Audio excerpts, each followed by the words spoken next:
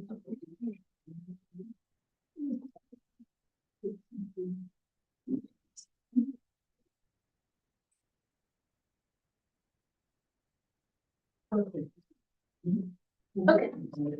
All right, so I'd like to call the April 17th Town of Rochester Town Board Workshop meeting to order.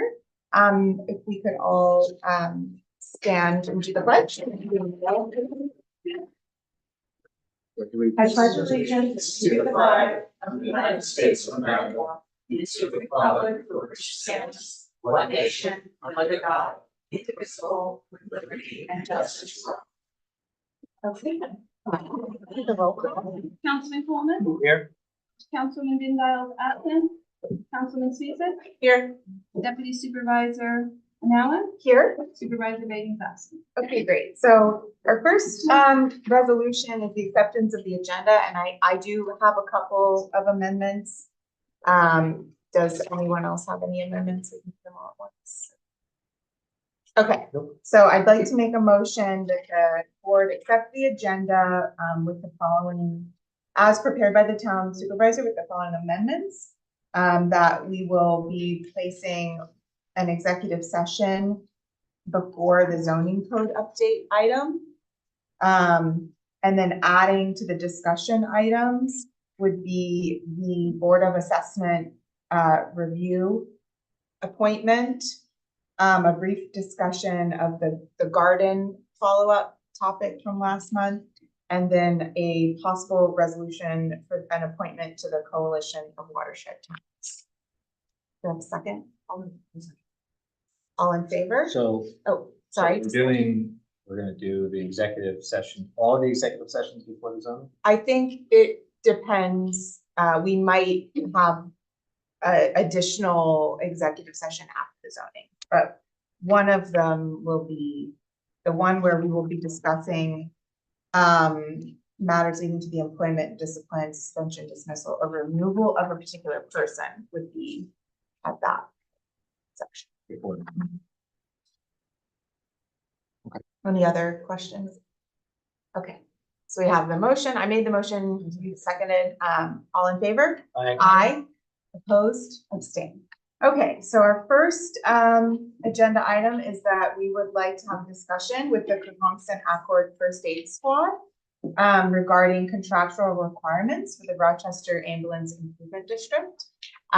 So I wanted to see which representatives from KFAS wanted to join us at the table for the discussion. So, Dan Nalth, who is newly elevated to squad president last week, and Vice President Julie Wiesner, I'll be joining us. Okay, do you want to come to the table?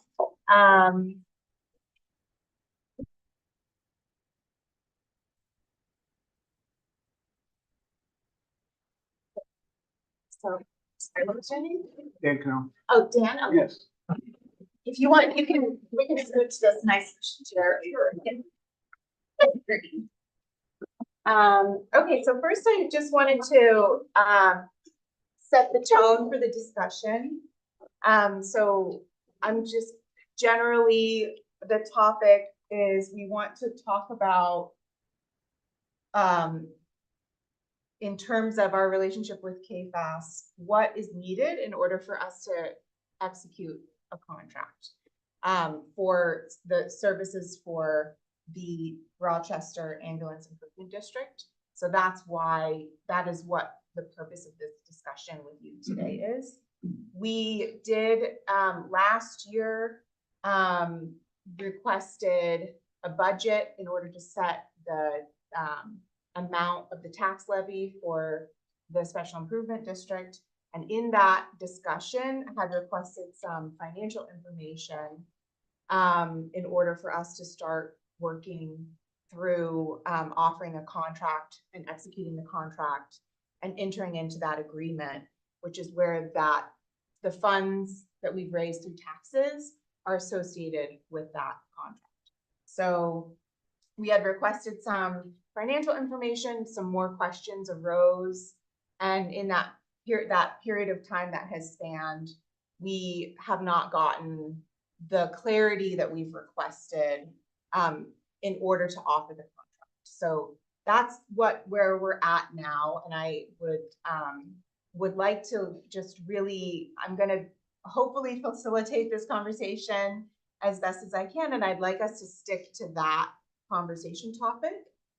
It's just really, we wanna discuss what we're looking for, what's needed, and what we can expect in terms of from KFAS in terms of delivering on that information. So Councilman Coleman, did you have anything you wanted to add to that? Yeah, I think everyone at the table understands this. But since we're streaming to the benefit of the public, we're obviously aware that KFAS is an independent organization, not an actual department of the town. We value tremendously the work that everyone does, including volunteers, paid staff. I'm sure everyone here remembers why we went through this process. And KFAS obviously has their own sources of revenue. They do third-party billing. They have other ways of funding their efforts. But there was an identified need, a gap, in terms of being able to continue to provide services to the community. And so we started discussions about setting up an ambulance improvement district. We've collected taxes from the residents. And I think the goal of this, and the reason why we set up a committee of residents of the town, was to really understand what the needs of KFAS are in terms of providing that same level of service and to continue to meet the call. So from my mind, there's two priorities that I think we need to focus on. One is ensuring that the residents are being taken care of, and when people call 911, that they're getting a response. And everything we've been hearing is great, and we're making the calls and saving lives, and that's fantastic. The second is to really understand when we're going out to the taxpayers and saying we need X amount to fund these services, we understand what that is. So when we talk about what's needed in terms of signing a contract, it's really to understand so that we can communicate with the public, hey, this is the need, this is why we're allocating X amount of funds, we're collecting X amount of revenue, so that we can continue to make sure that KFAS has the funding and Marbletown First Aid Unit for the area that they serve to continue to provide these services. So that's really why we want to have this, to understand what's needed, and so that we can rely on the committee that we've established to ask the questions and kind of guide the board and future boards on this. Any questions? Or Great. So if I could address Councilman Coleman's remarks and do this two good points. One is making sure that, first of all, the residents are taken care of. And when I first started coming to these meetings 2 years ago, it started with an alarming statistic each time. 1 in 6 911 calls in the community weren't getting answered. People were waiting for ambulances to come as far away as Sullivan County to cover our district. That's no longer the case. KFAS has a 24/7 local ambulance crew ready to respond all the time. Our response rate now is a near perfect 100%. And it's not quite 100 because sometimes you get multiple simultaneous calls. But with the investments the town has been made, we've been able to hire people to respond to calls when our dedicated volunteers are unavailable. And based on the community feedback, it's been terrific. The squad's a lot stronger, the health of the community is a lot better. And I think the investment has certainly saved lives and made the town of Rochester a much safer place to live. In terms of what the services are, KFAS does require funds to operate. When we go to a 911 call, we collect the patient's billing information, and we pursue the insurance company for revenue recovery.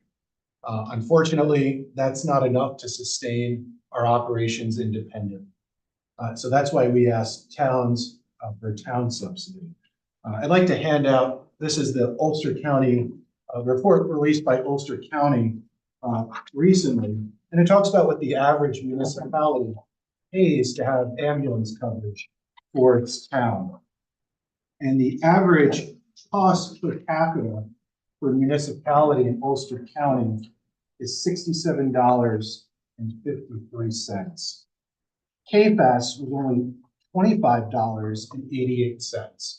So it's less than half the cost of the town using some alternative service. If KFAS charged average rates, market rates in Ulster County, the squad would be requesting a subsidy of $497,020. We're coming way under that. And that ask helps us hire people to respond to those 911 calls so we can maintain that 100% ambulance coverage.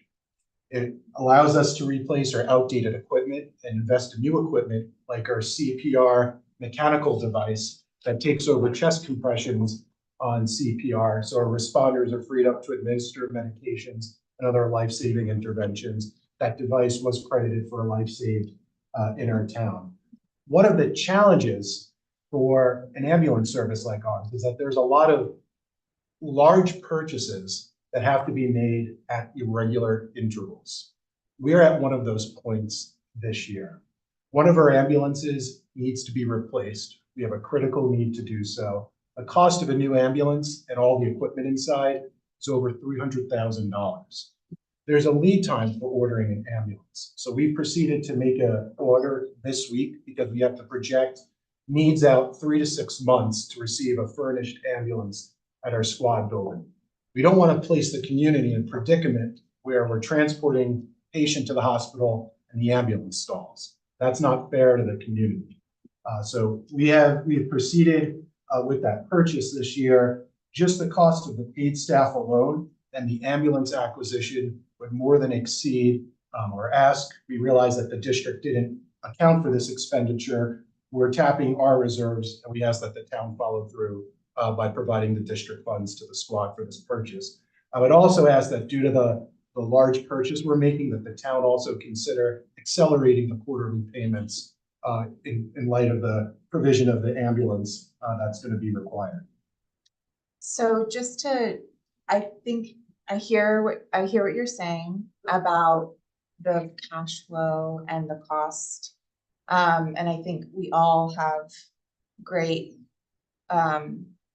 respect for the cost of, doing emergency services.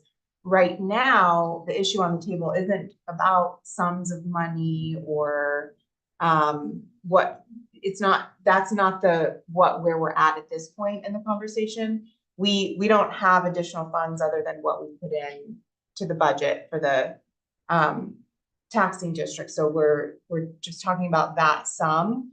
And what we'd like tonight is to talk about what the town board needs in order to execute a contract, because we can't pay anything until we've executed the contract for this year. And I think it's more about the budget and the actual financials matching up more to show because they didn't match. So I think that's all we've been wanting, is to get a better idea from a fiscal perspective from that original conversation we had about budget. That's where all of this is coming from, because we don't have a contract. We haven't offered a contract. So I think I just want to make sure that that's right now. I think that's what we really need to focus on. We hired Holly. She just got back. I actually just was on the phone with her the other day. She just got back from Ireland, from overseas. She said that she just got back. She's on digging, and she's gonna start digging into everything within the next couple of weeks. So Bob's got all his information. He's working with her. She said she's gonna contact Bob here in the next couple of days. And then we're gonna move forward from there. Because I've been in contact with her right on through the whole thing. So she just literally got back from her vacation from overseas.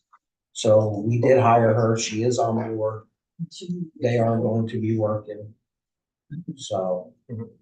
And for background, Holly is the bookkeeper, and she does the budget that the town approved for the Marbletown first aid unit. Okay. Charlotte or Michael, do you have any questions or want to talk specifically about what you'd like to see or? Yeah, I think the holdup in the question is, it's not that we don't wanna support, a first aid squad in town, it's not that we don't wanna provide funding, that we talked about in the fall. I think the biggest thing is that the original contract from last year, and I'm going back to last year, and what happened with things that should have been coming to us quarterly for financial reports. I understand now you guys have hired a bookkeeper, that hopefully will be able to get us reports faster, but that's a big concern that we didn't actually get a full financial report until this year after asking for one for a whole year. We had gotten that one small one that was only a few lines, that really wasn't a full financial report. So for me, that's my biggest concern, because we're responsible for being the best stewards of the taxpayers' dollars that we collect for everything that they go into in town. So trying to go into this with that ideal is what I'm going with, is that we have to be the best stewards of our money, which means we have to be responsible with the money and have reporting from anyone that we have contracts with and hold them to that contract standard. So that's where I'm at with this. I do hope that there have been some improvements with you guys hiring a bookkeeper, but that's my concern. And then also, yeah, that's where I'm at for now. Yeah, and so I think the final report that we got that showed expenditures and incomes that's what we're looking for. So if there's any question about what the deliverables are that we're asking for, it's a report on the numbers, which the numbers are good, but our advisory committee is just looking for that monthly report of how many calls go out, how many are we responding to, making sure that we're continuing to achieve that high rate, 100%, obviously fantastic, continuing to achieve that. And then the monthly financials of what's coming in, what's going out. I think the other thing that as a board, well, I'll speak for myself. What I had hoped for in terms of establishing the advisory committee was that it would be a collaborative effort between the town and the EMS squads. So, having the actual numbers of what's coming in and going out is great, but also understanding what your needs are and what kind of the future looks like 1 year, 3 year, 5 years out. So if you say, hey, we're planning, we're trying to build up a reserve, we're trying to avoid tapping into our reserve so that we can get a new ambulance because we have one that's held together with duct tape. That should be a conversation that happens with the advisory committee to say, hey, here's what we're thinking. Here's what we're gonna ask for this year because we want to be able to put X, Y, and Z away so that we have it 2 years from now when we do need to replace an ambulance, or when we do need to buy new equipment. So, when I talk with members of the advisory committee, to a person, they want to be helpful, they want to be communicating, they want to work together with the squad to get this information. So figuring out what the cadence is for that and how we can kind of set that up so that there's better communication, that's something that I think would benefit this whole process. Are there any questions about what you're being asked to provide, or is there anything that we can be doing to kind of help move that along? I'm glad to hear that. I would just ask that the town board consider funding before Holly provides the financial report. I think the numbers objectively support the fee for the service provided. We are entitled to charge a reasonable fee. I don't think it's comparing us to the others and what the level of services provided. It's the fees here, objectively, the town is paying less than half of pure municipalities. And that's because of our dedicated volunteers and the service they're providing. So, I mean, kind of like, as the town, kind of what would you like to see? What's the time frame for the contract? I think the board needs to have a discussion about, I think we need to clarify exactly what we're asking for and by when. The issue is that when we set up the taxing district, that means that we're taxing, our residents, the town is being taxed at the budget that we set. And because we're not just going with an outside vendor, we're not simply just entering into a contract. It's a taxing district-based contract. that's why we're asking for the financial reporting to be more in line with what we asked for in the last contract. And also to see what we received at the end of the year, you know, doesn't clarify the cash flow issues that you just talked about tonight, that we haven't seen where the cash flow is in terms of that. The payment schedule and the way we disperse the payments and what's required, that's part of the contract we'll be executing. So at this point, where we're at with Marbletown is they're about to get their second payment. We're in the second quarterly payment. That's the schedule that we're at if we had been, you know, on the same schedule. But at this point, we'd have to both receive the things that we were asking for in order to offer the contract. And then we would have to have the draft contract sent, and we'd have to, you know, make sure. So there would be a whole process of after receiving the financial information that we were requesting in order to offer the contract. And these are not dramatically different contracts. We're not making any major changes or, you know, it's essentially the same contract as last year. So I think it's reasonable to just say, and you know, the reports that we're getting from Marbletown, you know, they're not, it's not like a 100-page, you know, detailed report. It's just having a good understanding of, you know, what's coming and what's going out, what the needs are. So if we can start there, it's something I think can get the contract signed. We can iterate on that. If we need to make changes, we can do that. Yeah, agreed. Yeah, it's that we really need to know and have that financial and that backup information first that's required.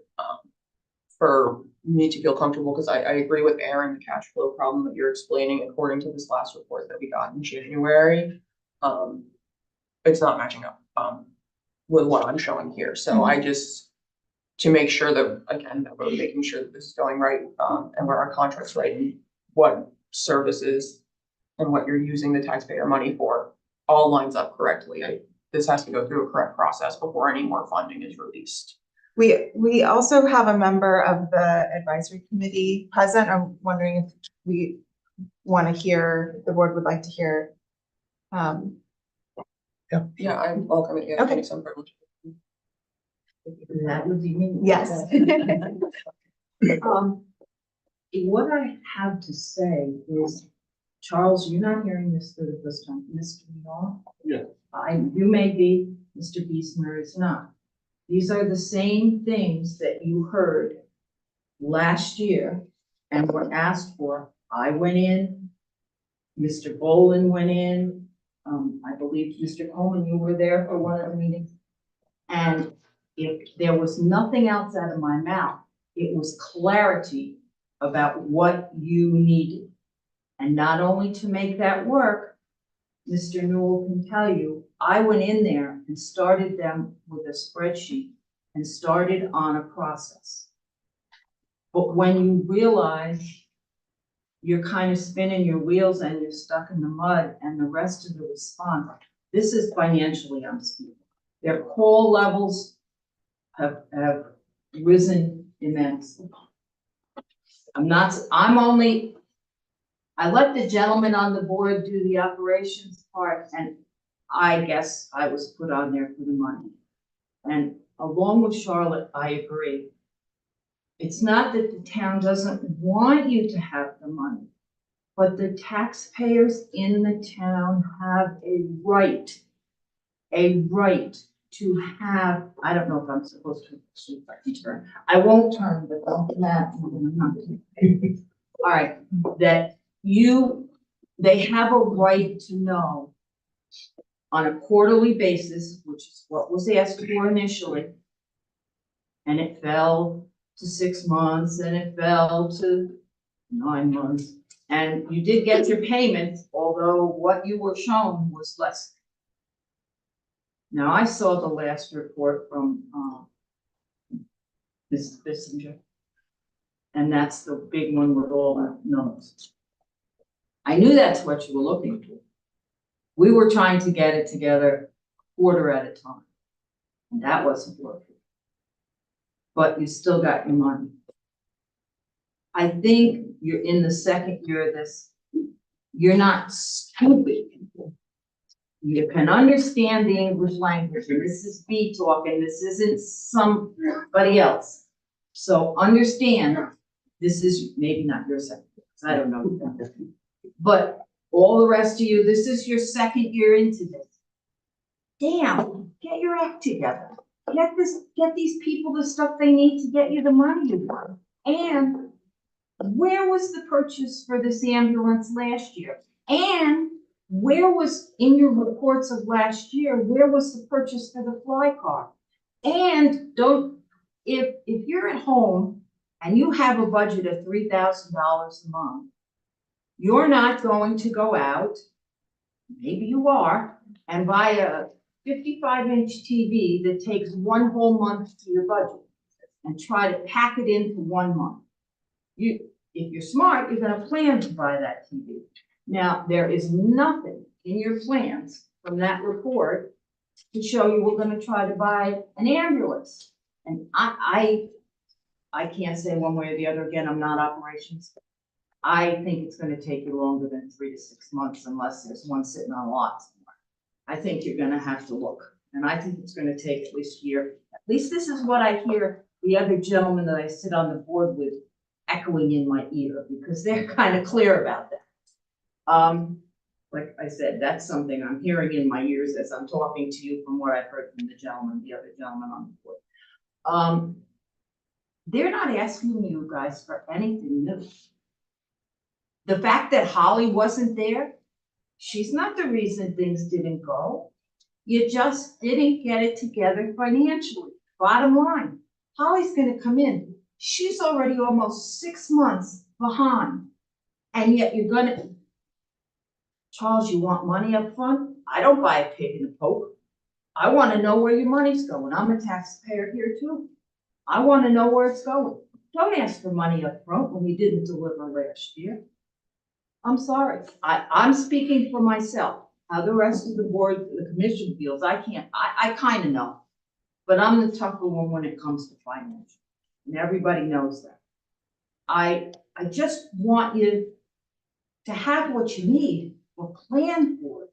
Have what you have to have and do it the right way so that you're not hitting yourself so hard in reserves.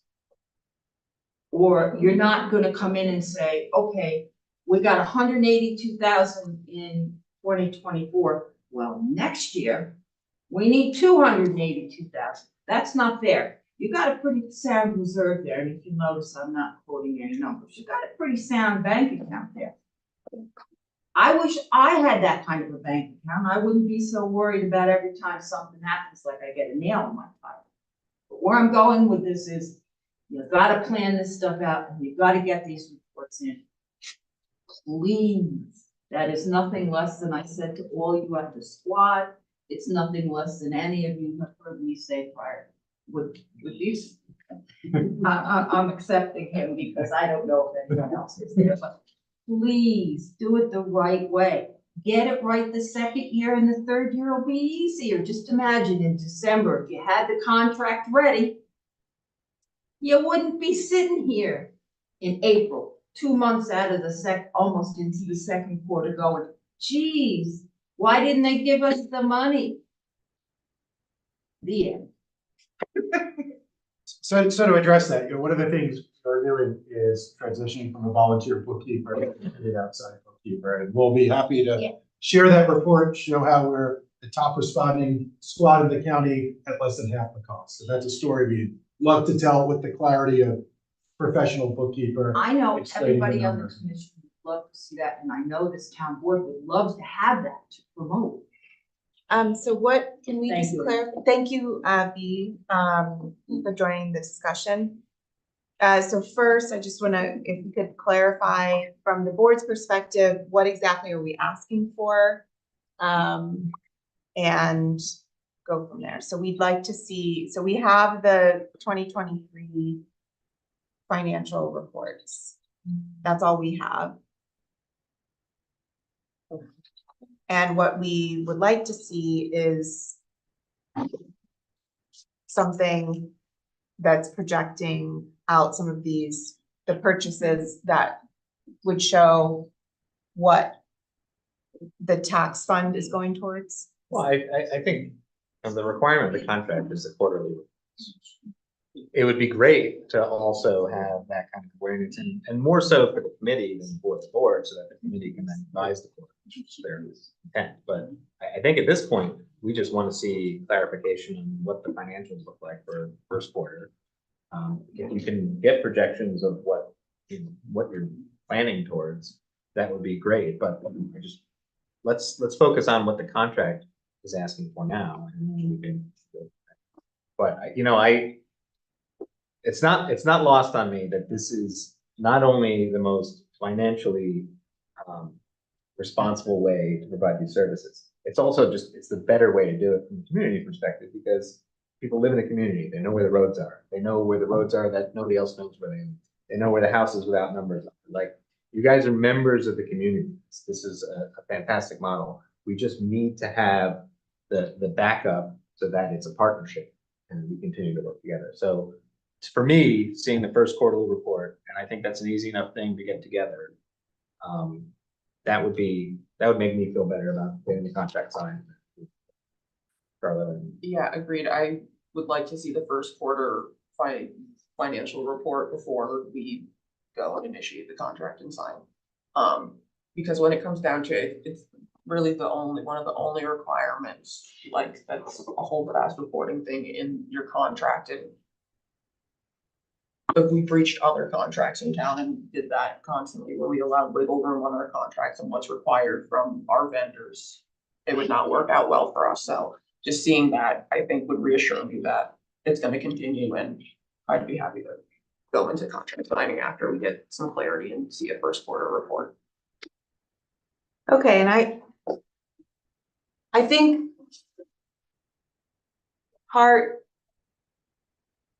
if there was a budget that was more in line with the financial, because the budget we got last year was before we had gotten any financial reporting. So this is where I'm coming from.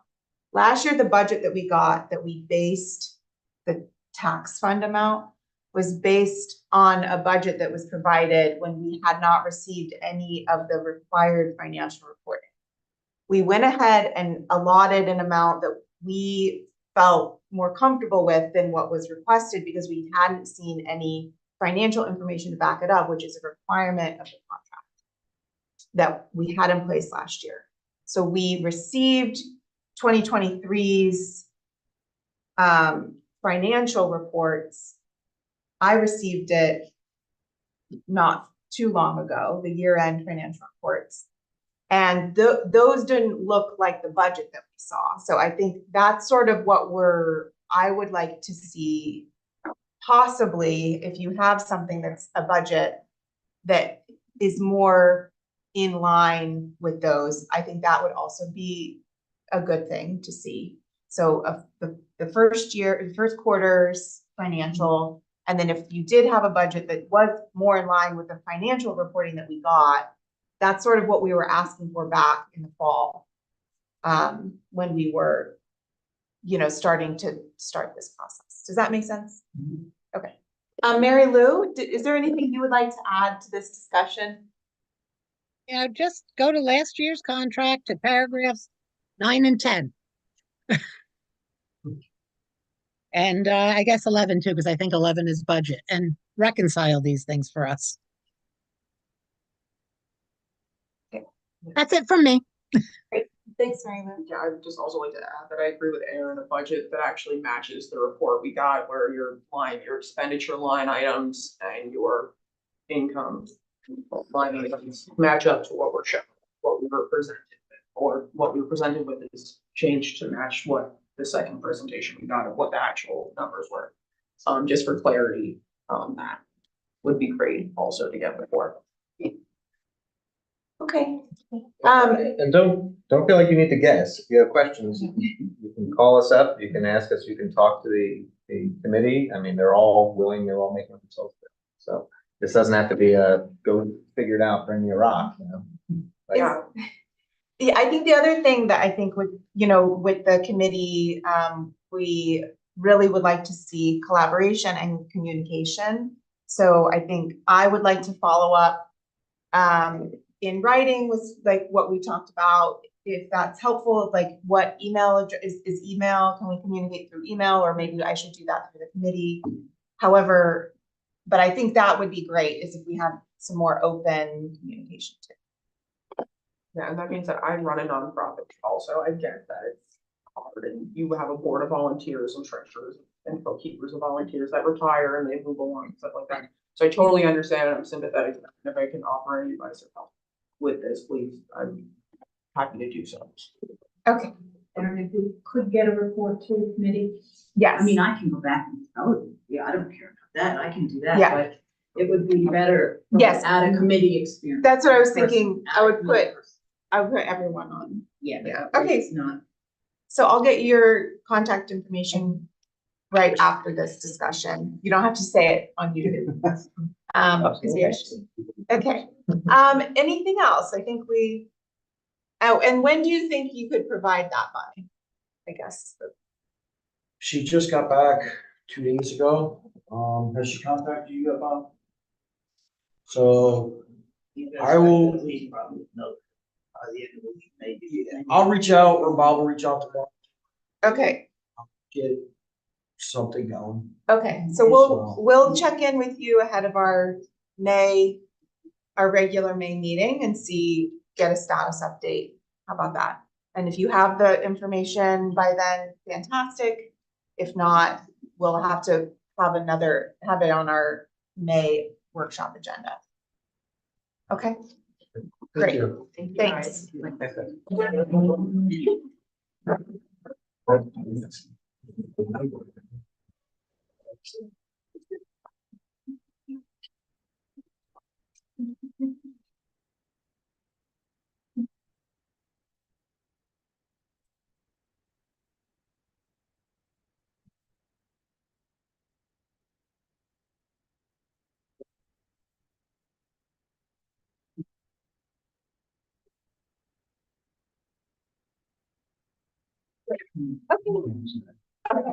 Great. Thank you. Okay. Moving along. So I just have some updates, for supervisor report and status updates. One, just not on this list is, I circulated the financials from March. Yeah, the financial reports. So all the board members, so that's January through March, so we have those. Those are in. Also this was a correspondence that came directly to the supervisor. The Cohomson Volunteer Fire Company 100th anniversary parade will be held on June 1st, 2024.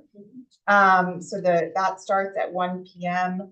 They're starting at Route 209 and then heading into the firehouse on Main Street. And then there's a hillbilly parade on stage from 2:30 to 5:30, followed by a trophy presentation at the Cohomson Firehouse. And they're still looking for people for sponsorships of the trophies or any businesses that want to register or participate in that parade with the float. So if anyone's interested in that, I guess you can reach out to me and I will send you to the right place. Wanted to give a community preservation plan status update. So we made the appointments and that the first committee meeting is being organized with Ted Fink, the consultant. So they are working to get that process started and are working on the deadlines that that have been that are set by the ballot, the schedule on the ballot. So then the GAR proposal, so that's for the revow. What's a GAR proposal? Oh, that is the Reassessment. Yeah. reassessment. So the reval is the reassessment. I think GAR is just the The company, and I don't know what GAR stands for. But we had a presentation. This is the who our assessor is recommending we go with. And we at our regular business meeting, we decided that we wanted to go and see what their proposal of services and costs would be so that the board could consider that at our May business meeting. And so they should be sending that to us with enough time ahead of the May business. And then the annual financial report is being prepared and should be ready to be voted on at the audit meeting. So that has to be submitted by the 30th. So that's when I have the audit schedule, like looking at the schedule of the audit meeting on discussion for tonight, but that we have to do that before the 30th. And so that won't be done though until the 25th, which is what our audit meeting is scheduled for. Then I think that was it for just status updates. Was there anything status update that's not in the discussion that I missed? Okay. If anything comes up tonight that you're like, wait, what about that thing? Just please, we'll add it to the end of the discussion. Okay, so first on the discussion, Rochester Ambulance Improvement District next steps. I just thought it might be useful to hold some space to just make sure that we're all aligned on this process. As it stands, it's April 17th, and we do not have a contract for the Rochester Ambulance Improvement District. We've just made a plan for what we would like to see. I want to just be clear that I do not think we should allow that to extend much further into the year. So if we haven't received what we've asked for by our May workshop meeting, I think we really need to talk about what our options are generally, unless the board wanted to also talk about that tonight. Yeah, I think that waiting till our May workshop meeting feels appropriate and fine to do, but yes, if we don't receive anything by the May workshop meeting, I'm in agreement that we have to look at options. Yeah. Yeah. Yeah, I mean, look, what they're saying is not untrue. This is the most cost-effective way to provide emergency response services to the community. They're making the call, so and I know you guys agree. I want to make sure we figure out how this works. So whatever we can do, I know we've made that offer. It's important that we get the information we need, but it's also, I don't want to underscore how much we value the service that they provide. Mary Lou, can I ask a question just about the process of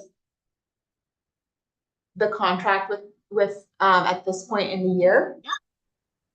Just that we would be in past the second quarterly reporting period and payment period, and just like what does that look like? I'm just trying to wrap my brain around like what our timeline and our next steps are if things go. I mean, we can make it we could make it a retroactive contract. It can date back to the beginning of the year.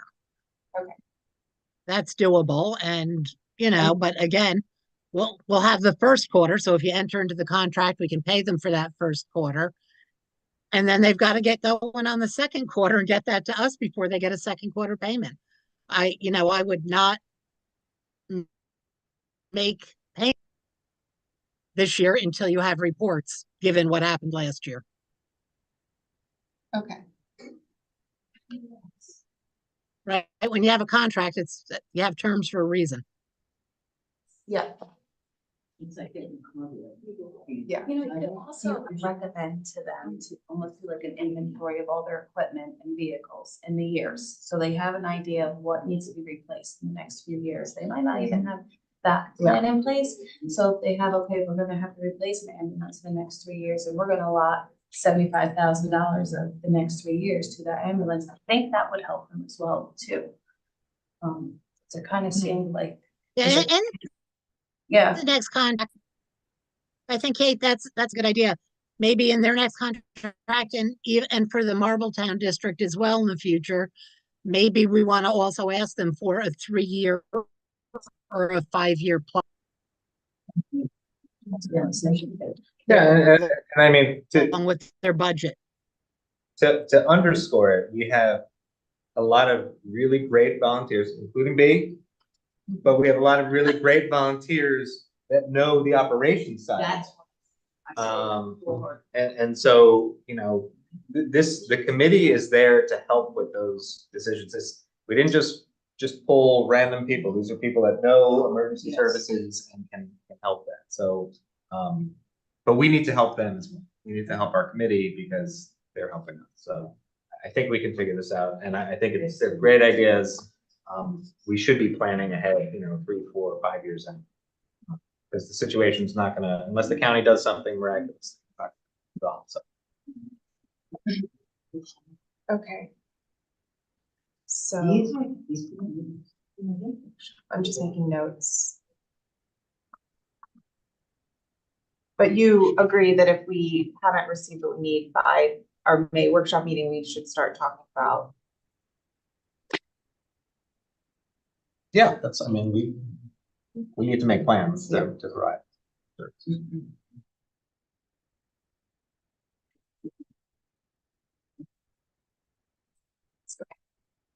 So anything else on that topic? Okay, you are the next discussion item. Would you like to take it away? Yeah, what do you guys think? Spectrum. So I sent the contract out last time. As we mentioned, Mary Lou, me, and the Spectrum engineering team and their legal team met. They, I think, agreed with most, if not all, of the changes. I think what was left in, Mary Lou, you'd agree. We were comfortable with it, that we're protected, that if there are any issues with price changing, that we can step back from the I contract. think we got the language we needed. Yeah. We got the language we need to protect the town and to move forward. Right. So I guess there were two things that came out last time. One, wanted the board to get a final review of it. And two, I was going to try and get in touch with the residents just to confirm that they were willing to allow Spectrum onto their parcels to make the connections. I have not heard back from everyone. I think we are good on Medicahonts. I think we're good on St. Joseph. I have not confirmed with the residents on Cherrytown Road yet.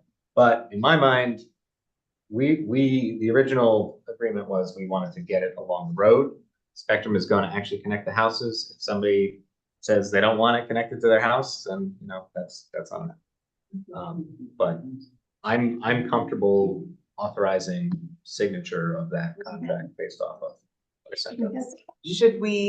Do you want to do that tonight, or should we put that on our May business meeting agenda? I mean, it's not, We they're were not, looking to do it tonight. Yeah. That's why we tabled it.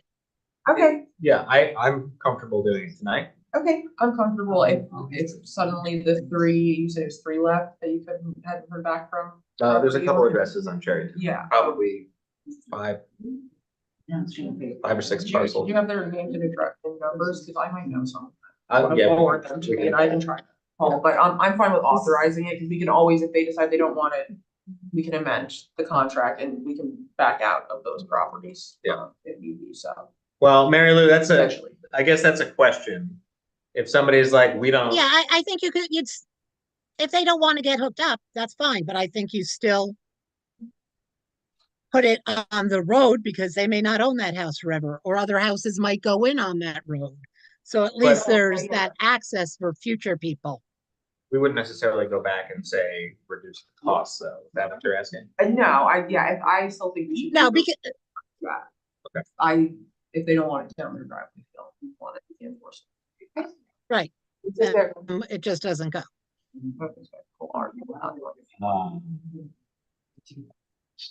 Like to make a motion to, well, I guess how should we do this? Should we authorize? The supervisor. A make motion to authorize the supervisor to sign the contract as presented. Very good. Do I have to say that? Do I have to repeat that? No, you made the motion, I'll second your motion. I'll Okay. second. Any more discussion?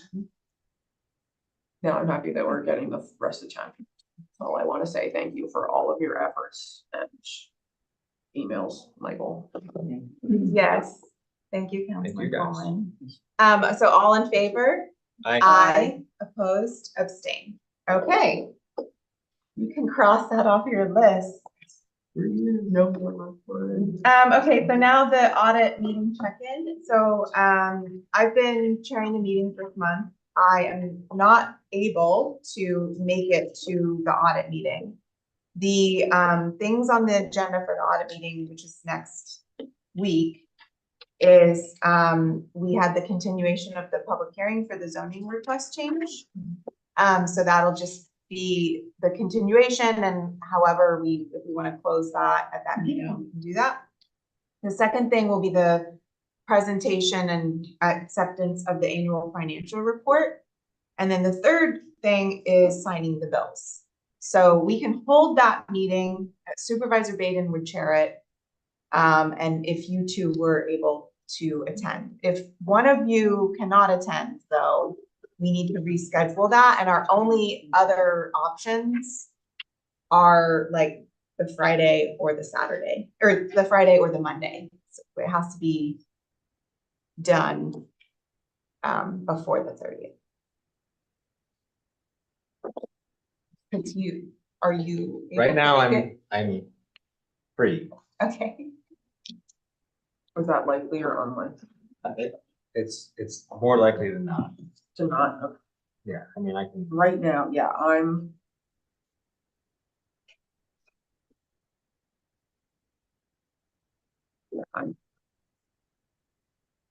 I Yeah. should be there barring some type of.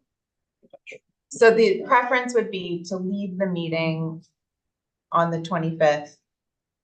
And then, that's your preference, just, I'm fine with that if you're Okay. fine. If you would prefer to be there and you want to schedule it for Friday, I am also. or Monday. Monday, I can't, my dog's getting sedated. Okay, I think then perhaps keeping it to the Thursday.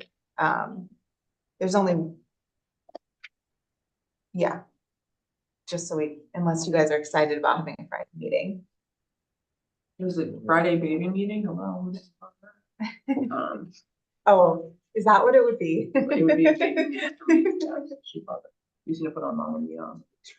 let's just keep it on there. Yeah, we can keep. Okay, so we will keep that, and I will let Supervisor Baden know that his presence is needed in order to have a quorum at that.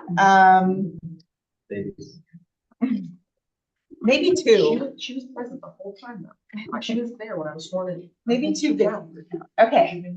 So, discussion E, so we have this, was a little bit of a placeholder, a little bit, but I believe we should talk about this, is court security and cameras at the court.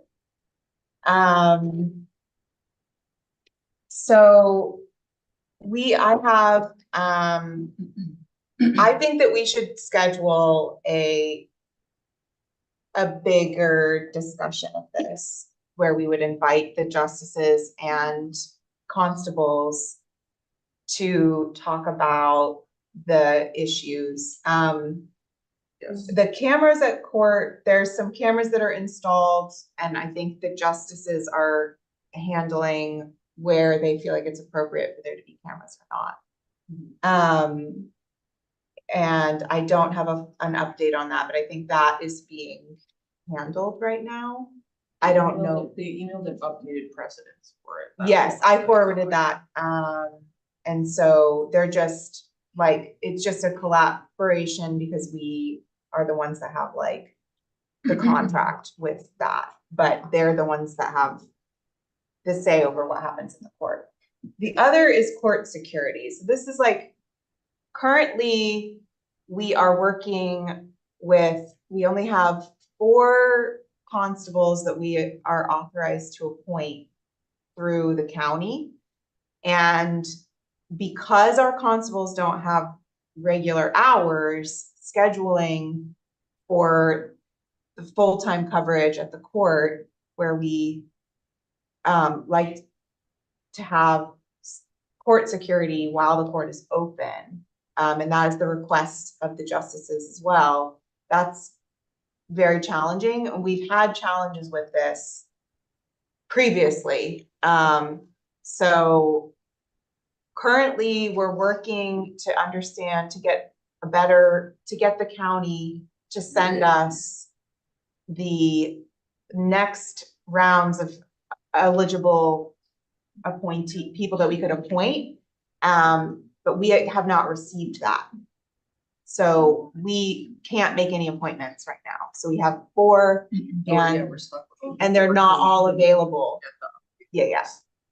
Yeah, I think that this kind of stems off into a bigger discussion of really the constabulary and trying to support the UN changes to make sure all this coverage happens. I think we need some pre-work needs to help with that part, like for scheduling, getting more staff into that department and stuff. So I think it's a bigger discussion to be had with both departments.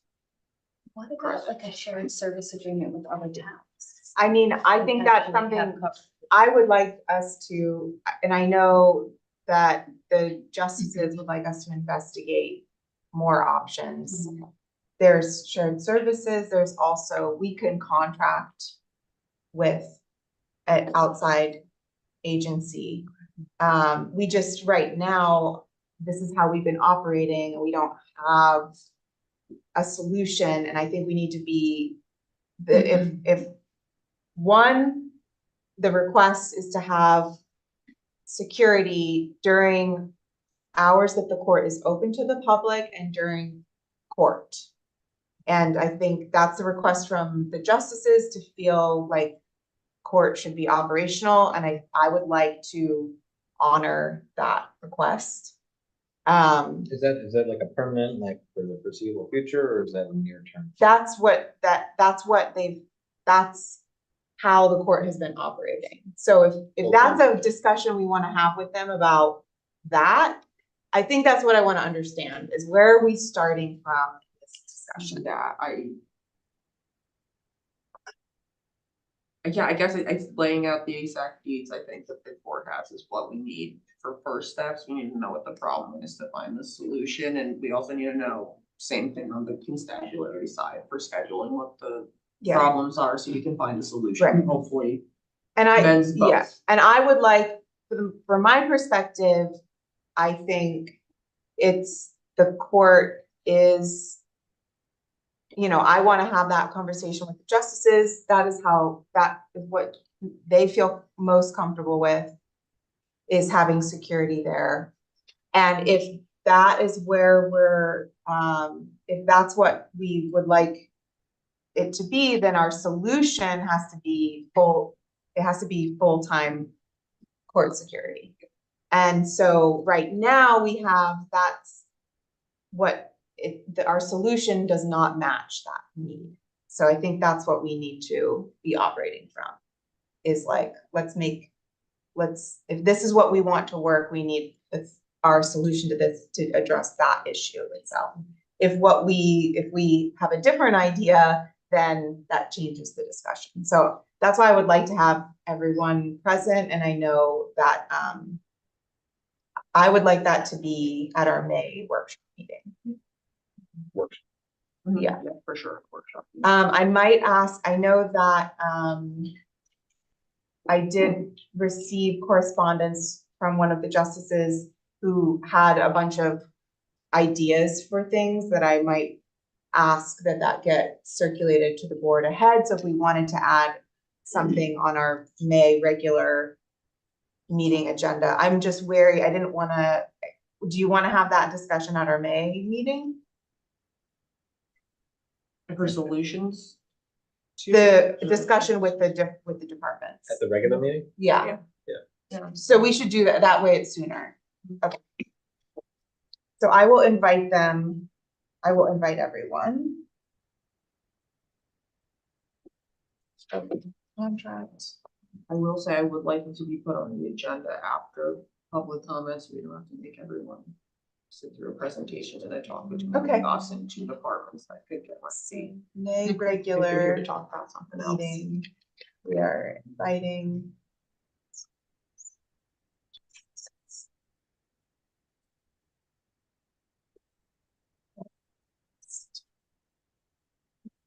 Okay. Okay. Oops. Okay. Here we go. F, highway roof next steps. All right. Does anyone, I have like one thing to add to this discussion, but that's it. Does anyone have anything they wanted on this topic? I really think that we need more than one businesses one. Okay. Just as a rule of thumb, it wasn't clear. Mary Lou, did we find out if this was within the? So no, let me tell you what this is the issue, is that if something is considered an emergency, you can bypass some of the requirements, and the question is the highway roof repair an emergency? Wasn't the last patch we did an emergency and that's how we? No, that was under. That That was was like under? $2,500. So Mary Lou, I think that would be is what makes something an emergency? It means immediate safety concerns would be an emergency, you know? I think you'd have to probably have an engineer come look at it, and I don't know. I'm not real familiar. I wasn't at the meeting where this was discussed. I just heard that there had been a bid or a quote or something, and that you guys rejected the bids or quotes. That's So all this I was know. at our, this was at our last meeting where we had, we like were presented with quotes and we were trying to understand what was going on. And then, so I put it on this agenda because we wanted to follow up, and the follow-up that I had is that the reason why it was on that agenda was because it might be considered an emergency to fix this roof because the patch isn't designed to last. But I don't feel qualified to make that decision myself. Yeah, and I certainly couldn't tell you if it, I can tell you what you do if it is an emergency. I can't tell you if it is an emergency. So you Right. might want to have an engineer or a roofer or somebody come out and look at it and give you some written professional opinion. Okay. I think we should just follow our procurement policy for quotes on this. I think that going to the extent getting an engineer or a roofer to come out to tell us if it's an emergency, it really tells us it's not an emergency. If we have the time to wait. I mean, yeah, what's it doing right now? Emergency. It's leaking down a wall, right? It's. I thought that patch fixed It- part of that. I mean, it's temporary. It's a but temporary- It's not leaking like. I don't wanna say, cause I don't know. I know what, from my understanding from 2 weeks ago, is that it is not leaking to the extent that it was. There is a small, slower leak. But that the short-term bigger leak has been repaired. And the question is, like, we do need to do something about that roof. And the question is, and that, yeah, the type of fix, I guess it's best to do that in the summer. Yeah. But I think that's the, to me, that's not necessarily an emergency. To me, that isn't necessarily an emergency. I don't know what you guys I think. don't agree. It's not imminent threat to health or safety or the structure of the building, is it? No, the quotes we had said it didn't, the work didn't start till June 9th, so I think it's Yeah. not an emergency. Right. Like, that's not an emergency. Right. Okay, yeah, this isn't Okay. something like, oh my gosh, the building's structurally, it's gonna fall down, somebody's gonna get hurt, No. the roof is gonna collapse. If you're not in that kind of situation, it's not an emergency where you're gonna be able to bypass procurement. Okay. So, So, and is it something that's gonna take quotes or is this gonna take bids? I don't know what you need to have done. yeah, I think it's gonna be bids. Because I would think so. the quote that we saw at least was over 20. I think that would be, even if we got it replaced with a different roof system that like could go over top of this one or something, it'd still be upwards. Yeah. Over 20, so I think that. Okay, yeah, so we're talking quotes, but it's that, I just wanna be clear that we're on bid. Okay, let me just see. I mean, I only have one quote to go off of, so that's like. Okay, can I ask a question? So this has come up for me a couple times. If Sure. we are like, oh, we think it's gonna be under 20, so we're gonna get quotes, but then they're all over 20, then we have to put it out to bid? Then you have to go to bids, yeah. Anyway, Okay. so we Yes. gotta- And Is it- you can put it There bids if they're out to on. bids, and if it's not gonna be 20, great. If somebody bids 15, who's responsible bidder, great. So though, because I don't want to wait on this, I will prepare something for the May meeting. Okay.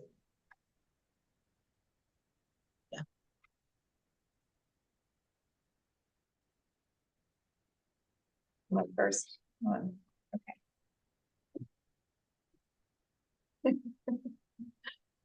Okay. Does that sound, here we go, let me see. This quote, okay, yeah, this one that we received was 30, so I think that's bids. I don't think any type of roofing you're gonna get under it. Okay. Okay. And do we, in terms of that request, I will prepare it. What, in terms of the scope of the project, how do you want me to frame what we're looking for? I mean, I'm open to solutions, like if it has to be a tar, like if it's impossible to replace, like this roof system seems like a tar roof seems like it's obviously not ideal with what's going on and that there's only certain months we can repair it properly and things like that. So I'm not opposed to if someone gave us a quote for replacement with like a metal roof that can go over most other styles of roofs or something like that, but also not just to repair it to, I guess, not working standards is really what we're looking for, whether it be replacement or repair, restoration. Okay, I don't know how to word that for you. I'm sorry. okay. I think I can that's enough think for of me to it, go yeah. off of.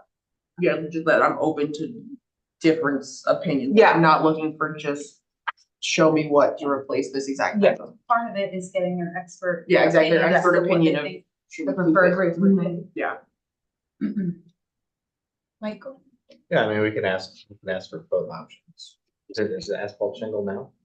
No, Or is it's, it tar? it's tar now, so I don't know if it can get converted over, I don't know, I don't know, so I can ask. But to see, but I think that metal roofs can go over any style of, it just depends on how they prep. Okay. Yeah. Just open to opinions on it really, is that Okay. we're looking for advice, I guess that we're looking for recommendations along with the bid of. Right, and I Mary- think, Mary Lou, is there any issue with just keeping it open-ended and saying, provide your best recommendation to repair? And if someone says metal and it's I 100,000, think you have to have something in there. You have to have more in there. And I certainly am not the expert at writing a bid. Like you might want to ask, for a specific number of years warranty, would be a 50. And you might want to say, here's the type of roof that's there now. We need it to, do you want replacement? Do you want repair, but you want it Do for we the want entire both? roof? and are we doing best value? Are we doing, what do we want? I guess it depends on what the long-term plan is for the highway bill. Yeah, I was just looking up the building condition survey. Well, They're gonna get a new building in 5 years. Yeah, I was gonna say. Yeah. I feel like. I'll put a 30-year roof on. I think. Gotten a lot of emails in the past 2 weeks. See, I was thinking if we were at a town hall, highway would stay there. That would be so costly to build a garage. I agree. So they Yeah. probably will be there for I have- 30 years. I've thought about that. I'm curious though, I need to look. I could also look in the bid from the nineties when the roof was built to connect to see if there's more specification. for the Oh, size of the okay. roof, Cause you're gonna want the size of the. That would be Other- great yeah. if you have that. No, well,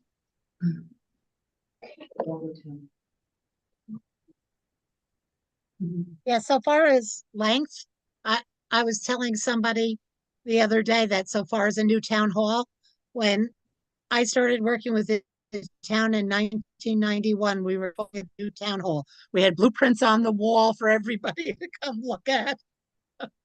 So who knows when that will actually be done or affordable.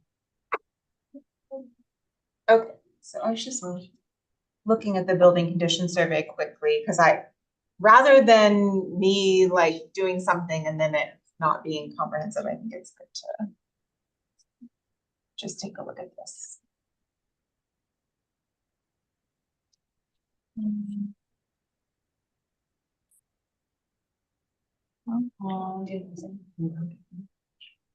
Okay, highway garage.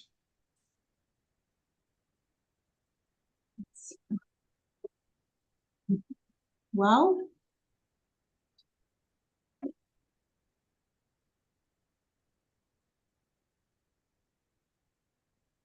I'm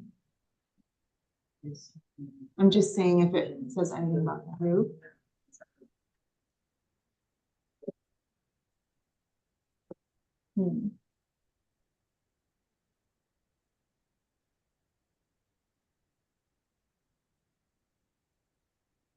Well.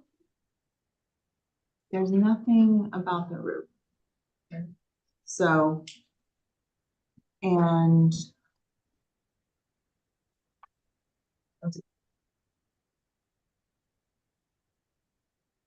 Okay.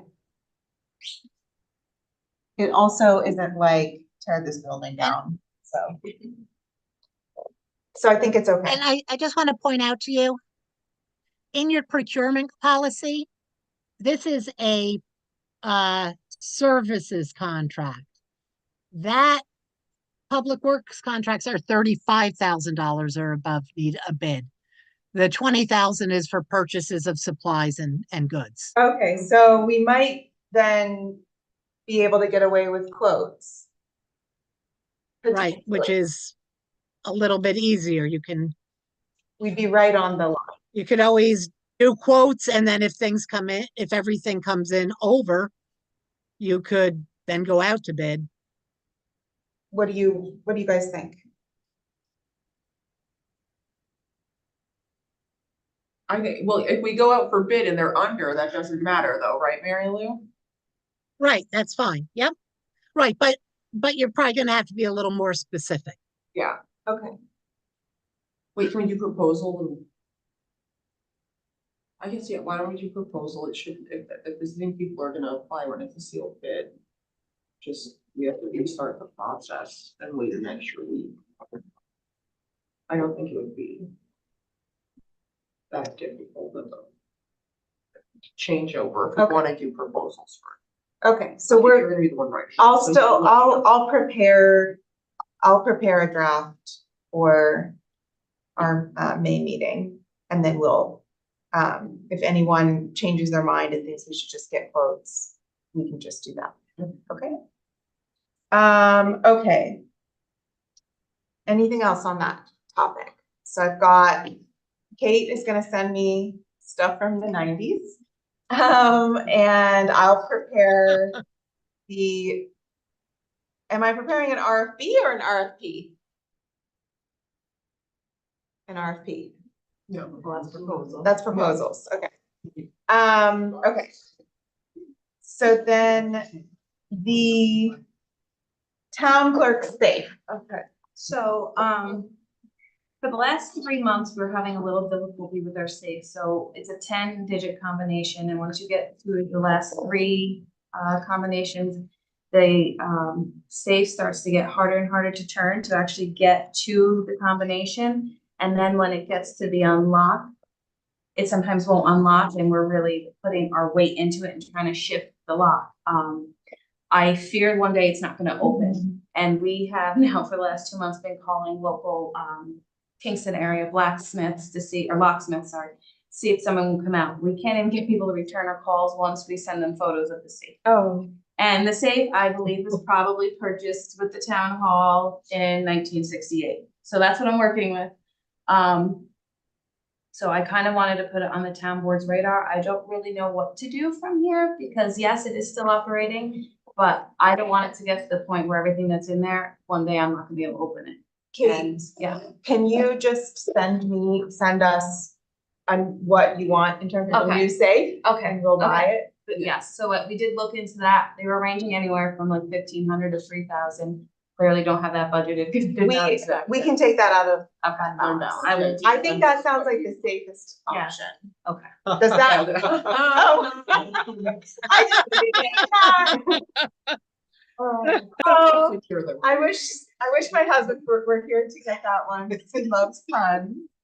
I didn't mean to interrupt, No. I just feel like we just need a new Right, safe. exactly. I agree. Okay, Put that one in the museum. okay, Oh, yes, This one, I don't even know how we're gonna get it out. No, they're It heavy. is so heavy and it's on wheels. It Well, actually broke the tiles. we'll need that to it make sits sure on. that, we need to budget for the removal of that safe unless we can sell it. Just put the new one on. I do know the support beam underneath is good. Are we gonna have to replace a room? For a safe again? I don't think so. No. And- And you feel comfortable knowing exactly what requirements are needed for like, Yes, it has to be a fireproof locked safe. So, okay, they do get costly. But I will definitely look into that and get that to the board. That's actually less than I thought. I have a whole Yeah. room of a safe, it's a food pantry that was Marble Town, that's like built into the wall that I still have. It's a charter. so do you wanna get that to us by our May regular meeting? Absolutely. And we can all by then maybe figure out how we're supposed to buy stuff in town, okay? That's my little joke,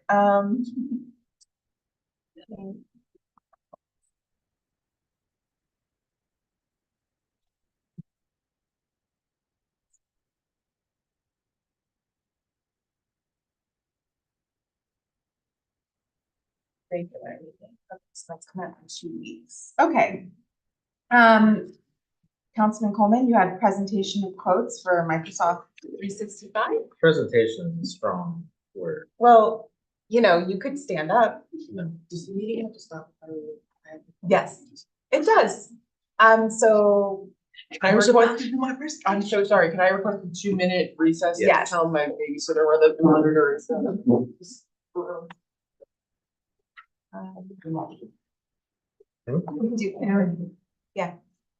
Look on in the building report, look where they said stuff about the town hall. Uh-huh, I think there might be something where the 2 walls come together. yes.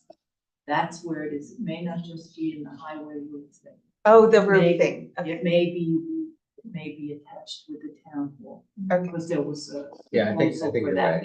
Yeah. I If do it's- remember something and I, That was one of the. Not that I read it.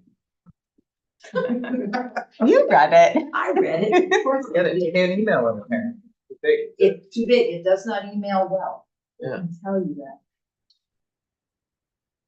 Oh, absolutely. Yes, Did I send that in? I did this send says that in. it'd be $60,000, so. Yeah, they gave us, I thought there was.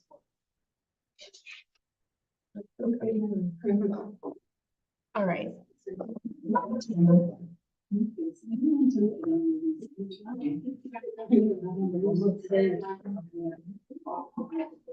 we're going.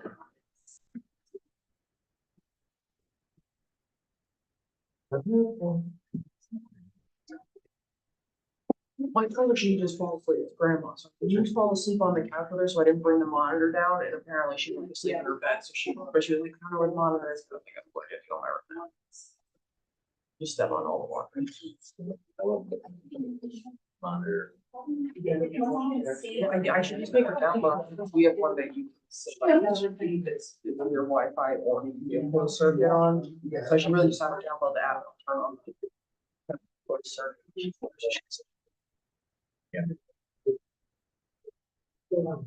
Wow, thanks. I should understand. Climbing on a during the walking. I think they're gonna get a little bit of response on that. I don't either. I think it's gonna be. That's all I have to say. You guys.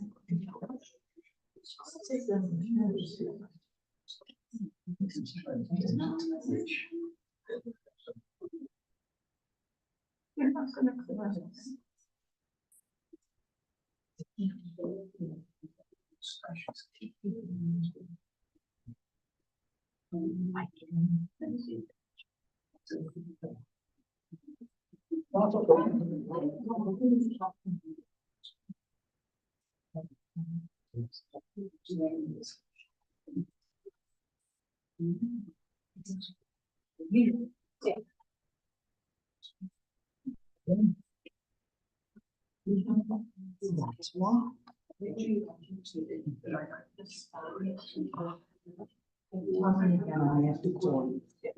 I have it.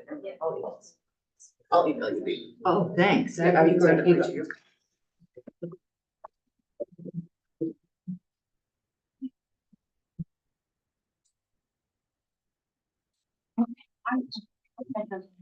Sorry. That's okay. All right. Sounds good. Thank you. I can close the door. Oh, thank you. Thank you. Sorry, Michael, present. I don't have a presentation. I don't know. Oh, thank you. Yes. I don't know why Aaron built it up like that. So I've been trying to chase down Microsoft to see what pricing would be for if we wanted the government rate for the Office products. So after getting stood up a couple times, I just emailed Fish. I'm like, you guys, because I know they provide some licenses. So they gave me the per user cost. So it's a range. There's one version that's $4 a month per user. There's one that's $8 per user. There's one that's $20 per user, and there's one that's $35. We definitely don't need the 35 version. When I look on the website, I can't tell the difference between the $8 version and the $20 version. I know one thing, that the $20 version comes with Windows licenses, but I need to understand Fish. We already have Windows licenses covered. It also has additional security, so I would like, if we're going to be storing documents in Microsoft Cloud or anything like that, that we have additional security, and that's part of the government. The government pricing ensures that all the data stays on US servers. So I think I need to do more research to figure out if either of those options would work. But one thing I think we need to figure out is how many users do you think we would have? Because I don't think every employee needs full-on Office. But we may want to look at, key members of the planning board, or just the chairs, chair of the ZBA, we want to buy something like that. So do we have a good sense of like, What if I am so on board with this topic, and I would really like to work this year on improving just communications and day-to-day operations and like anything we can do to modernize and, some of our systems.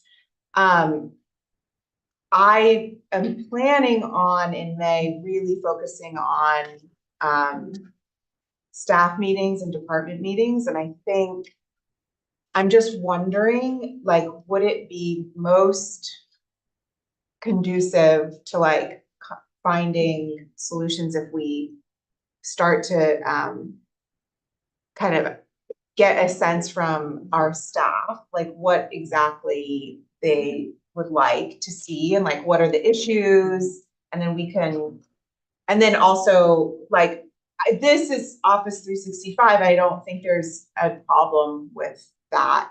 But I guess first I was thinking, oh, I should just talk to all staff.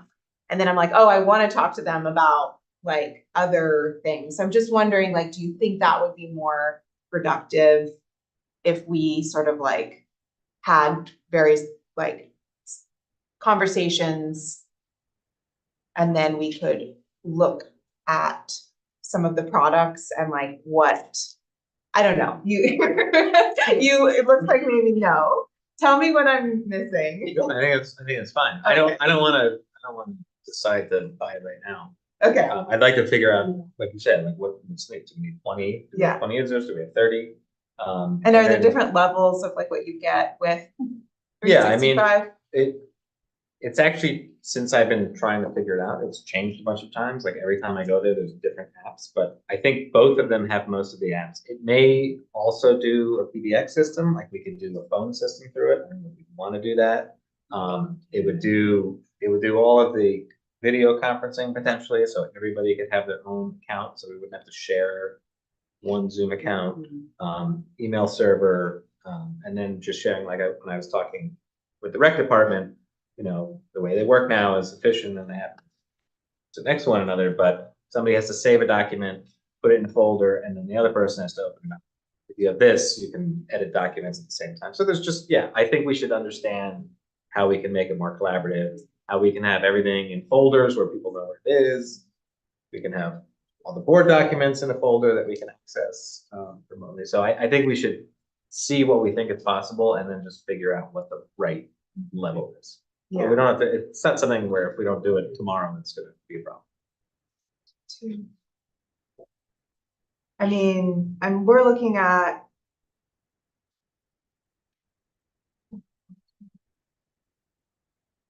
like 25. So I think that's reasonable. I mean, we definitely budgeted for recurring software. Yeah, I'm all for it. I think that maybe a helpful way to do it is if you're having a general staff meeting with everyone, just bringing up that we're looking for feedback on this, and then I'm happy, I won't be for other board members, but me as a liaison, like I'm happy to go to the departments I have a hand in, or some of yours, since you have so many, to do individual department meetings to see what the needs are, just for what upgrades, what needs, what technology, everything that they need is to report back. To make it easier, so it's not like one lengthy meeting of everyone. Oh, yeah, I need colored, I need gold paper, Yeah. not silver ones. Well, I think with the transition, depending on how it all goes, I think what I would want to do is have individual meetings in the month of May with everyone and just thinking about this topic and just also, you know, the transition in May. But I think I welcome any iteration of board member, like one other board member being a part of that we would want. And I think, especially because I think that really helps with communication in board decisions to not just have one of us there. Especially if it's an investment like this, which is not just going to be the financial investment, it will be a training investment too, because we'll want to make sure everyone is able to utilize the tools. So Do you at the workshop meeting maybe circle back? I think Just we give an should. Update if there is one If- on. And if you have something that could help, like, share what we're talking about with staff so that we, you know, or me, I think that, or all of us, I think that would be great. Yep, I'll try and figure it out. Yeah, like if there's like a list of like at least basic features between like the first like 2 or Yeah. 3 levels, you know, for us to be like, this is what could potentially happen. Yeah. That's never changing. It would be good too, if the, each department let you know what software they currently use, what Yes. programs they use, who has county programs, who Yeah. has state programs, who works at a Microsoft, who works at Excel, who works at a Google Sheets. Yes. Like, everybody has their own Yeah. field. And I think if the board is aware of what each one kind Yeah. of utilize, that might help too. Yeah, I would like to really get an understanding of that Program. too. Thanks, Kate. Yeah. And I think if we did, it also might be, I don't know if you'd be willing to do this, if like, we did wanna see if something like this for the whole town would address all the needs for a certain set of programs. There's others that we can't because they are like county or state or like it's, but maybe if we were to sort of present what we're talking about to staff, I don't know if you'd be available for something like that, but or we could get someone to do that for us, but Do we have an Excel sheet of everyone, employees and committees, volunteers? not together. We have the employees one and then we have the committee one. Yeah. And they're separate. Would you like me to prepare that for you? Oh, I could help do it. I like spreadsheets. Do you know, you want me to send you those two documents then? Yeah, if we already have them, I can. do them. Yeah. Okay. So we will.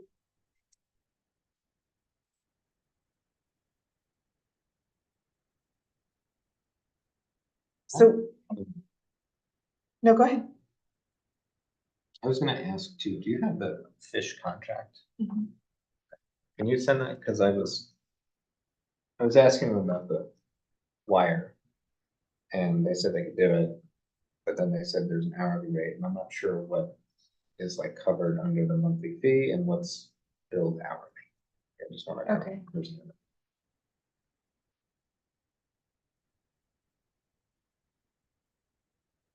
Maybe everything is built in. It's just like Yeah, the container fee. right, and that. We don't. I don't know. Okay, They're responding to me. well, that's good. We're paying them. So. This is a different item. I do need something like. Whatchamacallit, make tasks for myself, okay. It does that. I know, has it? Okay. Okay, great, so we are gonna circle back to this topic and I actually don't know when our May meeting is gonna be. Maybe we should start thinking about our meeting schedule next month, but, okay.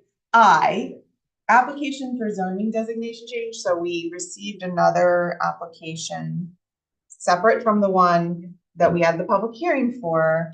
Another landowner is applying for a zoning designation change and we received that. I would like to ask the board, if you had a chance to look at that, what you would like to do, and whether, or if you're not ready to make that decision tonight. I didn't get to dive into it and look at it on Parcel Viewer or anything yet, which I'd like to do to just see, where it's at, 'cause I think I know which one it is, but I don't know how far the filters are. So me personally, I'd like a little bit more time to just review it. I'm not opposed to people ask us to do this, to do it. Yeah, I'd like to understand too. I mean, it didn't. I didn't see a lot of justification for it, Yeah. other than it's just, can we do this?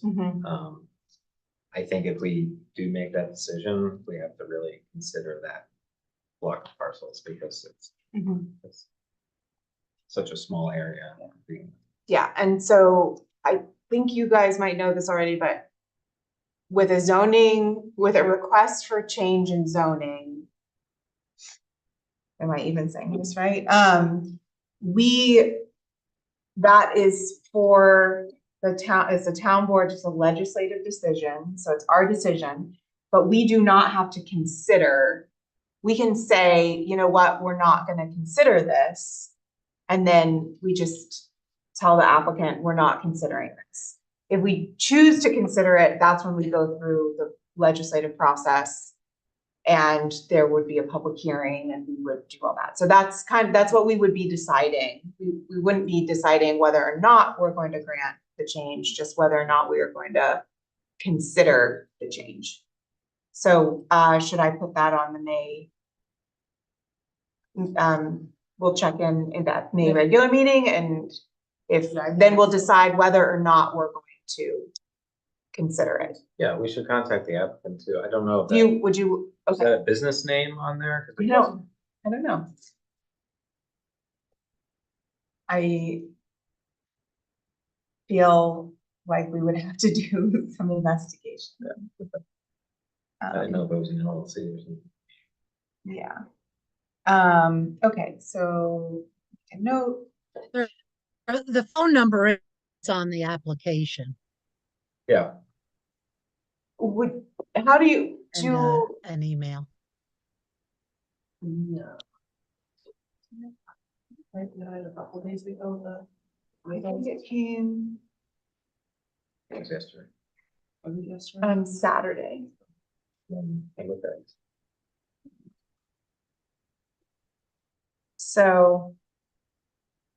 I mean, process wise. We don't have a process that we've adopted for how we want to address zoning district request changes, and so I think I don't know how you guys feel. Like, I feel like if we were going to consider it, then we would have the applicant come and talk about it. If you would rather invite the applicant to a meeting and then decide whether or not we're gonna consider it, we can do that too. We don't really have a process that we follow, so you were saying talk to the applicant. I don't know if you guys want to do that individually, if you want me to invite them. As someone who's gone through this process on my property, I think it would be nice for us to invite them here, because if I wasn't a seated member of this board, I wouldn't have known we were on the agenda that day for when, my husband's property went through the same change when we did a zoning, change request. So I think that being as inviting to be able to have a conversation and get right to the root is. And then after that is when we would make a decision whether or Yes. not we want to And then, move forward. then to put it to public hearing, and if we want it, and decide if we're considering it, and go through that actual process of a public hearing. I think that I'm, what do you guys think?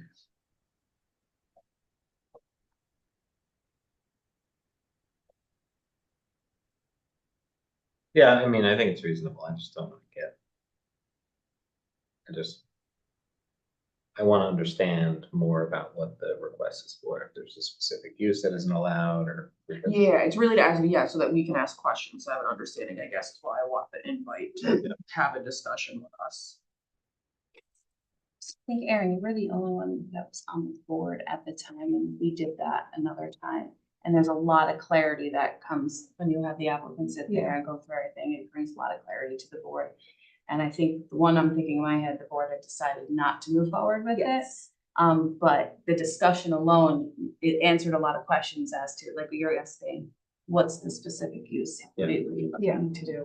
And I think, it's appropriate to have the applicant come here and give that case and decide from there. Okay, so that's what we'll do, and that makes sense, and we did do that for before I think you were on the board, both of you. And I also feel like maybe for these types of things moving forward, it'd be nice if we just had like our own procedure so that we're treating all applicants fairly. I don't know if the one that we just put to public hearing came. I think I wasn't at that meeting where it got. No, they didn't come, but I know I had conversations with them at the zoning map meetings previously, so like I was comfortable because I knew where they were coming from for that one and their goals, but I think as a whole, like, for all of us to be on the same page or something like that. Like, cause I think mine was the only one besides the newest one that we've had before us since me and Michael have been on the board, and just even being at the table and not being the one who presented why I wanted to change my property was like a weird experience.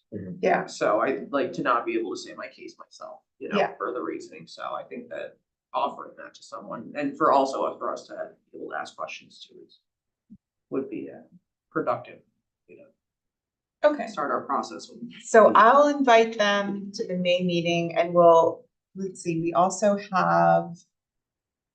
I would put that in front of the discussion, after our first sort of chunk, which we might, I think we have I'm gonna look, I think we adopted a agenda policy, so I'll just make sure we're not violating that, but we'll put our the regular kind of stuff in the beginning, and then we can have this discussion with this applicant, and then we can have the discussion with the court,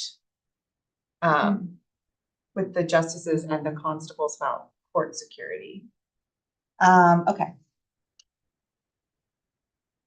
Great. Additions, so we received, thank you, Kate, for keeping communications together in the town. We did receive a letter of interest from someone who would like to fill the vacancy for the Board of Assessment Review. That is coming up. There's a once a year duty that board has. And in order to do that, there's a training that's next week.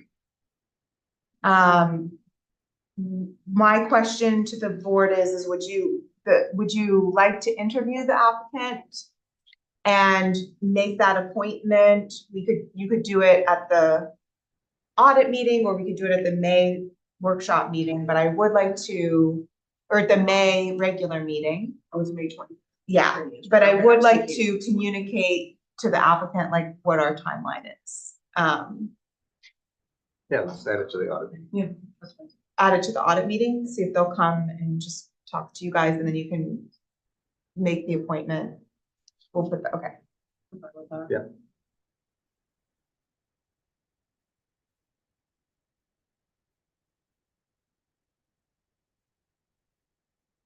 Okay. And then, so update on the garden proposal. I was not able to connect with Carol.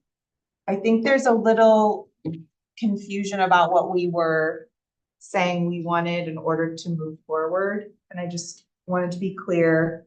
I would like to touch base with her so that, because I love the garden energy. But we are willing to fund some of the garden. We just want a breakdown of costs.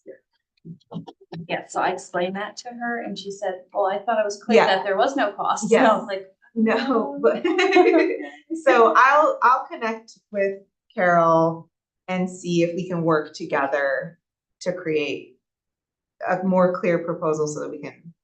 And then, so that was that item. And then was there anything else, Kate? Because you talked to her and said that you would bring it up. to the Yeah. board, so. no, she just said she'll just wait to hear. I think she wants to get started, so I think she's like a Yeah, little, yeah, I know. ready for that. But Maybe it'll show she next was under the impression that we would have the dirt and the stone with these. She thought the town could provide that because we already have that, which I don't know necessarily if we do. No, I think we would have to buy those items. I think, yeah, that was the thing is I think we're willing to maybe, I think the idea was it would be low cost. And I think we just wanted to get a sense of how much is needed so that we can price it out. And I think that's what we were asking. Right.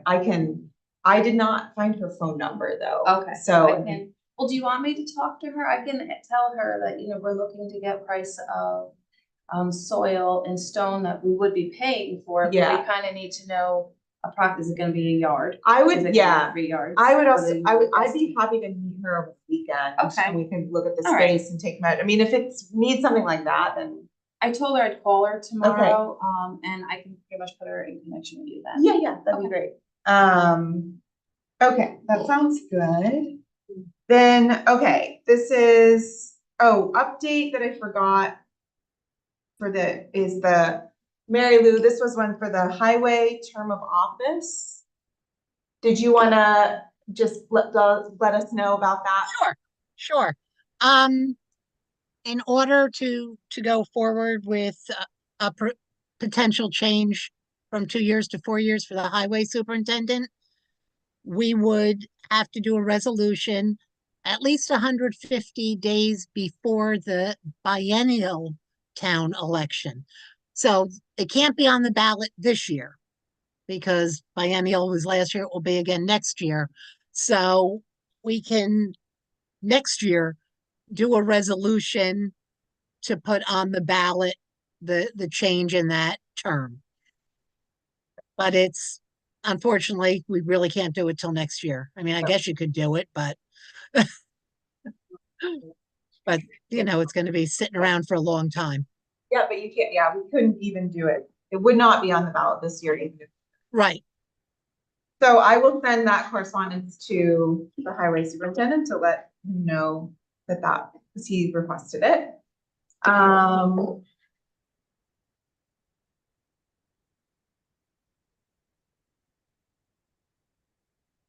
Okay. Great. And then, okay. Coalition of Watershed Towns. This is time sensitive and it was added by Supervisor Baden. I believe he circulated a resolution. Here we go. So let me give you the summary as I know it. So this, we have basically the Coalition of Watershed Towns, we are in this coalition. We don't really have a lot of involvement with it, but they are in need of, they nominated new members and alternate members. And these come from, the towns that are involved. And there is someone that put their name forward that wasn't voted on at another town meeting. So we could just put this name through so that they can be appointed as an alternate. This is the roster of people that's being proposed. So it's just, if you guys, this would just allow these seats to get filled. And We normally do this at our organizational meeting, we appoint the people to this. I can't remember. I think someone resigned. I think they had some vacancies that they're trying to fill. Which period? Yeah, And so this- so is Mary Ann. yes. Okay, And cool. he That's what sent I this- seemed like, but I just Yeah. wanted to make sure that's what was happening. This actually was a request. So I have a resolution, if you guys feel comfortable. If you don't, then we could just say that we're not doing it. What happens if we don't vote? I think it's possible. I think it's just making sure that these appointments. Yeah, it's like a one vote. With the nomination. We normally do, I remember we do it every year. We do it at the organizational meeting, or it's normally now that we do it. Yeah, Well, there are two watershed codes too. Wow, that's right. this is the Coalition of Watershed Towns. Versus Yeah, the towns of watershed. Yeah. So this is multi-county, so Because there was one that we didn't do that was kind of like. That was much asking more us for money. by issue. that was asking us for money. This is just asking us for our voting power. And these are the recommended nominations, that came from, I think, more involved. Yeah, because we don't have a lot. And I'm remembering it right from last time, we don't have a lot of property that's actually in the watershed. So it's appropriate to be. Yeah, so like Olive, Benning, Shandaken and Mart, like Yeah. those are our bordering towns Yeah. that are there, I think if I'm remembering right, I'm asking that question. Yeah. When this came I think, so when Marbletown did theirs, there hadn't been someone who put their name forward, so I For think theirs, it's just yeah. to get enough votes to fill that alternate seat, we would have to pass this resolution. Otherwise, they just have the one alternate. Okay, so I'll make the motion that the Town of Rochester Town Board makes nomination for Executive Committee of the Coalition of Watershed Towns of regular members, David Edinger, council member, Town of Olive, Greg Richico, council member, Town of Denning, alternate members, Peter Descalfani, supervisor, Town of Shandaken, and alternate member, Mary Ann Van Schoten, council member, Town of Marbletown. Do I have a second? Any more discussion? All in favor? I, Opposed? Abstain. I was 9. I'm just gonna forward this. to you. Okay. Was that all of the items yes. that I had added? Was there anything else outstanding that we forgot to address? But I do just have one question for the housing committee, just because they're meeting tonight, so I'm not at their meeting. Okay. But I told them to get them an answer. Do you have a time frame on when we might try to advertise for interviews or for people to apply for the housing committee? Because they're down to like half Okay, now. So I'm So- just curious of that, yeah, or What- if there's anything they can do. what do you think? I mean, let's talk about it. What is the best way for us to get, to put the word out? Well, I suggested to them that they make like a list, there's some viewpoints or an ideal candidate, like, that they want for if we wanna do an advertisement for it, like if there's like, they want someone who's an active renter or something like that to try to get an active renter's perspective Okay. on the committee. So, I know that they were gonna try to work with that tonight some, so I can bring that back to us, but just wanted to bring it up on our radar so that I'm not the one who forgets for. Okay, so if they could get that to us and then we could put out that like at the May regular meeting. And there might be, I'll make myself a note to see what other vacancies we have. Yeah, that's what I said. I think that my thought was that we were waiting to see what other ones to do, just do a night of interviews like we normally do, but I think they're worried with us having the housing site inventory starting. Yeah. And only have 4 members that they wanna have. Yeah. Some more people in on the discussion. Okay. Great, Yeah, sorry, I didn't add that. Yeah. So okay. cool, I'll ask them for that. Great.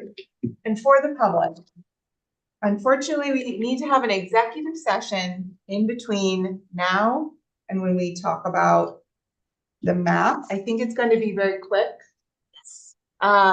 So I would have to ask everyone if you could please step outside for a few minutes while we have an executive session, and then we will have the mapping. We will work on the mapping. So I apologize. I know that that's what you're here for. Our agenda got very full. But we will keep it quick. We have other executive session topics, but we will leave those for the end of the meeting so that we don't leave you. Okay, so I'm gonna stop the stream and the recording.